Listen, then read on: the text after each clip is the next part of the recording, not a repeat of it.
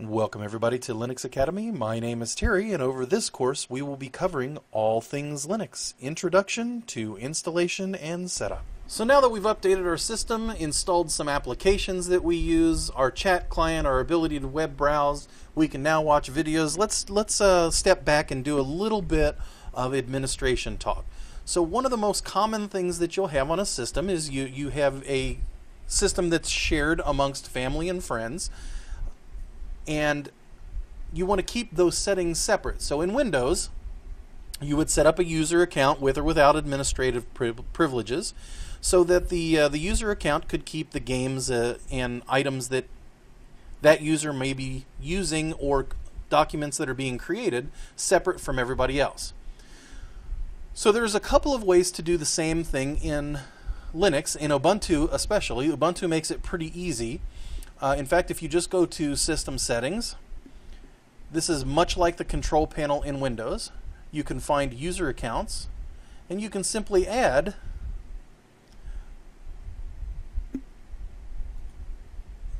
a user once you've unlocked the ability to do so, because the user that's installed, your user, the one you log in as, are the administrator, much like administrator account is on a Windows box.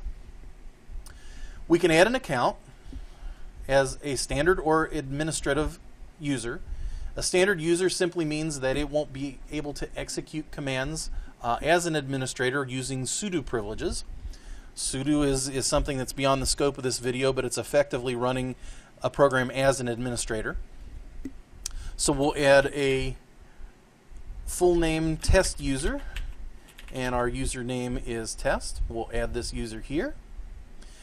Right now the account is disabled because there's no password, so we'll just set a password right here. A really weak password, and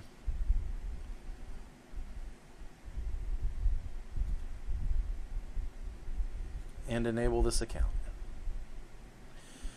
So now this test user has been added to the system.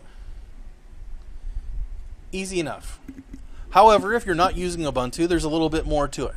So, whether it's a Debian-based distribution or whether it's a RPM-based distribution like Red Hat or CentOS, what you can do is, if you have administrative privileges on the system that you're using, you can do sudo, which means execute the next command as if I were the super user. Super user do.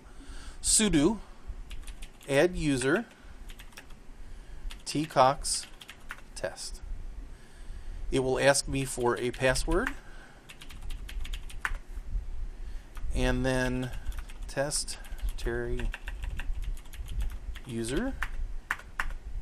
And this is all useful information if you're creating an LDAP, because this can be used to build an LDAP, and an LDAP is the equivalent of an Active Directory user for Windows.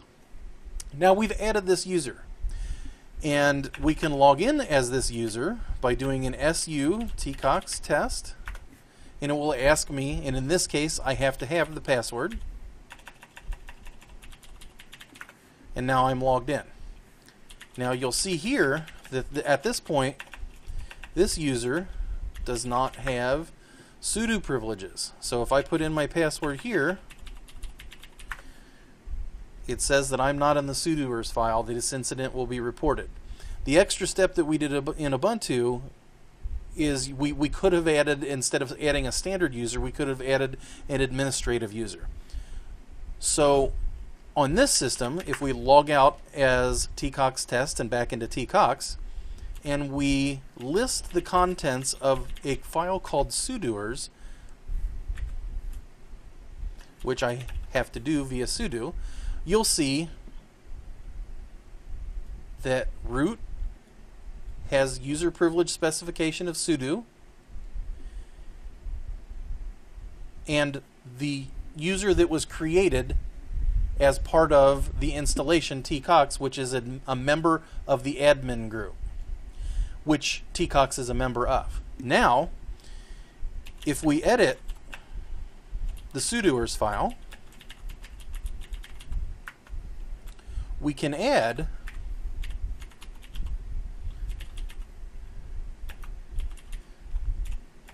the tcox test user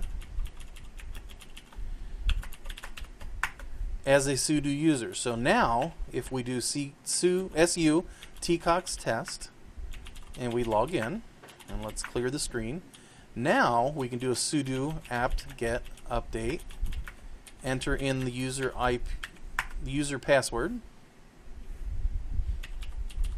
of course if I do it right, and you'll see the command will now succeed. So we've gone over that we can add users via the command line. We can create a user that we add to the etc sudoers file, which will make them a super user so that they can perform updates and install applications in privileged locations. And we've also used Ubuntu's system settings to create a user. That's all there is for this video. My name is Terry for Linux Academy, brought to you by Pinehead TV.